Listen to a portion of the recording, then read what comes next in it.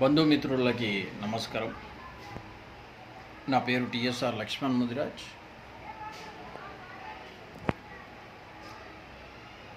ముదిరాజుల బలం ముదిరాజులకు తెలియట్లేదు. మనం తలుచుకుంటే ఏ ప్రభుత్వాలైనా మన దగ్గర వచ్చి తల ఉంచాల్సిందే.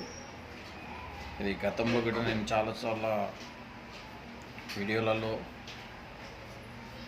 పోస్టర్లలో ఎన్నోసార్లు మీకు హెచ్చరించినాము.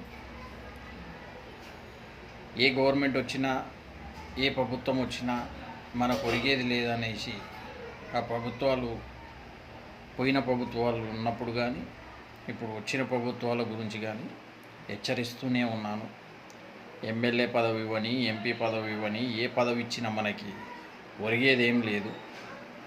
పోరాటం మనం చేయాల్సింది పోరాటం చేస్తే ప్రతి ఒక్కటి మనకు రావాల్సిన హక్కులు మనకు వస్తాయి. మనం పోరాటం చేయకుండా, మనము ఒకటిగా లేకుండా, మనం ఎన్ని చేసినా, మన ఎన్ని కోట్ల జనాభా ఉన్నా కానీ గవర్నమెంట్ మనని చిన్న చూపే చూస్తుంది. అది చూస్తుంది, అందరికీ తెలుసు. ఈ తరం ఇప్పుడు 2 తరాలు అయిపోయినాయి. ఇంకొక తరానికి గిట ఈ ఇబ్బంది కలగకుండా, మనం అనుభవించిన కష్టాలు వాళ్ళు అనుభవించకుండా ఒక్కసారి మేధావులు, పెద్దలు అందరూ ఆలోచించి మన ఒక్కడు పోరాడినా మన ముదిరాజులలో ఉన్న అందరికీ ఆ హక్కులు చేకూరుస్తాయి.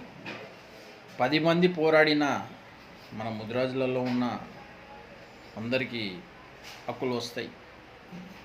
ఏ ఒక్క లాభం వచ్చినా అందరికీ వస్తుంది. ముదిరాజు అనే ఒక్కడికే రాదు, ఒక ఫ్యామిలీకే రాదు అని గుర్తుపెట్టుకోవాలా. ఇంకోటి, మనం ప్రతి ఒక్కరం ముదిరాజు అని చెప్పుకోవాలా. మన దాంట్లో ఎట్లా ఉందంటే, వీధికి ఒక నాయకుడు, ఎవడి ఇంటికి వాడే నాయకుడు, ఎవనికి వాడే నాయకుడు అయిపోయి మనం వేరేటోని మాటలు వింటున్నాం కానీ మన బంధువు మాటలు మనం వినట్లేదు, మనోళ్ళ మాటలు మనం వినట్లేదు. దానివల్ల మనం ఏం కోల్పోతున్నామో ఇతర సామాజిక వర్గాలను చూసి మనం నేర్చుకోవాలి. భారతదేశానికి స్వతంత్రం రాకముందుకే మన సంఘం పుట్టింది. నిన్న మొన్న పుట్టిన సంఘాలు, మనం పుట్టిన సంఘాలు ఎన్నో పుట్టి వాళ్ళు డెవలప్మెంట్ అయిపోతున్నారు. కానీ మనం ఇలాగనే ఉండిపోతున్నాం. దేనికి అని ఒక్కసారి మీ గుండెలపైన చేసుకొని ఆలోచించండి. మనం BCDలో ఉన్నాం, BCD 19 కేటగిరీలో ఉన్నాం. అదే కేటగిరీలో ఉన్న వాళ్ళకి జాబులు వస్తున్నాయి, మనకెందుకు రావట్లేదు? అంటే మనం పోరాటం చేయట్లేదు. మనం పోరాటం చేస్తున్నాం, దానికి తగ్గట్టు ఫలితం మన దగ్గరికి రావట్లేదు. అంటే మనం అందరం కలిసి పోరాటం చేయాల్సిన అవసరం ఉంది.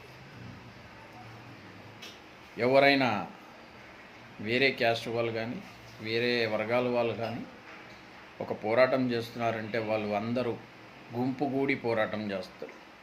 మన దగ్గర వీధికి ఒక్కోడు, రాష్ట్రానికి ఒక్కోళ్ళు, మండలానికి ఒక్కోళ్ళు, జిల్లాకి ఒక్కోళ్ళు చొప్పున మన మాట మనమే వినం. ఫస్ట్ మన అయ్యమ్మ మాట మనమే వినం. అలా వింటే మనం ముదిరాజులం ఎందుకు అవుతాం? అలా విని ఉంటే మనం ఈరోజు ఈ స్థితిలో ఎందుకుంటాం? జై ముదిరాజ్, జై పెద్దమ్మ తల్లి. అందరూ ఆలోచించాలా. ఆలోచించి మనం రావాల్సిన హక్కుల కోసం పోరాటం చేయండి. 2 తరాలు అయిపోయింది. ఇంకొక తరానికి గిట మనం పడ్డ కష్టాలని పడనివ్వకుండా మన పోరాటం చేసి వాళ్ళనన్నా మంచిగా ముందుకు తీసుకెళ్దాం. జై ముదిరాజ్, జై పెద్దమ్మ.